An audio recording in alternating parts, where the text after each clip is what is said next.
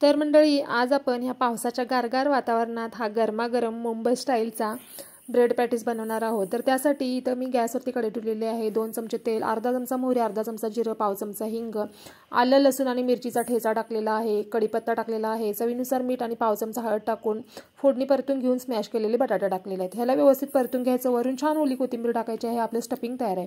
त्याच्यानंतर बेसन घेतलेलं आहे 1 कप, त्याच्यामध्ये चवीनुसार मीठ, पाव चमचा हळद, अर्धा चमचा जिरं, पाव चमचा ओवा आणि चिमूटभर खायचा सोडा आणि ओली कोथिंबीर टाकून पाणी टाकून ह्याचं छान बॅटर बनवून घेतलेलं आहे। त्याच्यानंतर ब्रेडचे असे स्लाइस करून घ्यायचे, त्याच्यावरती बटाट्याचं सारण लावून घ्यायचं। दुसरा ब्रेड त्याच्यावरती ठेवायचा आणि हलक्या हाताने प्रेस करून घ्यायचा। आता हा ब्रेडचा स्लाइस आहे तो बेसनच्या पिठामध्ये बुडवून तेलामध्ये टाकायचा आणि छान लालसर रंगावरती हे ब्रेड आपल्याला तळून घ्यायचे आहेत। आणि काय आपले छान गरमागरम मुंबई स्टाईलचे गाड्यावर मिळतात तसे ब्रेड पॅटीस तयार आहेत। नक्की ट्राय करा, तुम्हाला सुद्धा नक्कीच आवडतील। आणि आवडली असेल रेसिपी तर चॅनलला सबस्क्राईब सुद्धा करून जा। धन्यवाद।